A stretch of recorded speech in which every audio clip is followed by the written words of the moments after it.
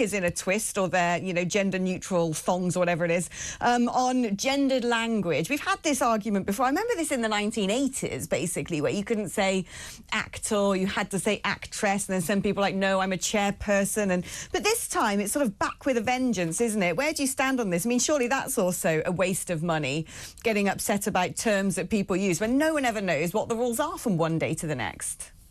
I mean, I think I read this, and I mean, most people try and use language which they think is appropriate at the time, and sometimes they get that in quotes wrong. But I think it's always important to think about somebody's intention. So if somebody uses language which is a little bit old-fashioned, but actually they're well-intentioned, then that's fine, and they shouldn't be attacked for that, or pillaged for that, or disciplined for that. But that's pretty much everybody today. I think the vast majority, if I was going to invent a figure, let's say 99.9% of people, when they get told off for not getting a pronoun right or misgendering somebody, or, normally it's completely inadvertently, and yet they still have to be cancelled. And actually now what we find offensive doesn't even make sense anymore. It's biological terminology.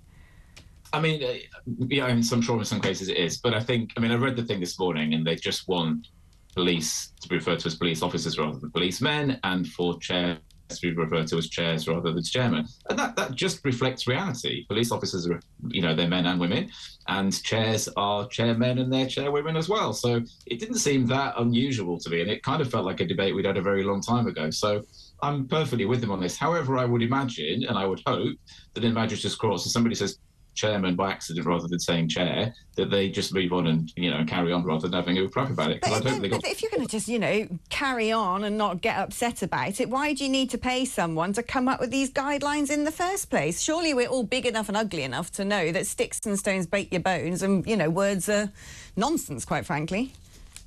Well, perhaps, but I think it's also the case that some of us, particularly me as a white man, I have the privilege of just wandering through life and, don't really have anybody speaking out using language that's ever going to offend me.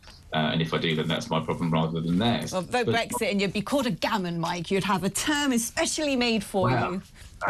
I would probably get very upset about that. But I think we have to realise some people are more sensitive. And also we just live in an increasingly diverse society. And I think we all need to do what we can to show respect to other people, and also to recognise that some people are just, maybe this just matters more to people. And I think all of us want to go through our days, the best way that we can, and doing as little as we can to offend other people. And if that even means using slightly different language, that's okay. Mike, it's been wonderful having you on, giving the other side of the equation there when it comes to politics. A former Labour advisor. Do you know what? I'm going to stand up for white men, because I think they actually have it the worst in society. I think they're always at the butt of everyone's jokes. They get no special privileges.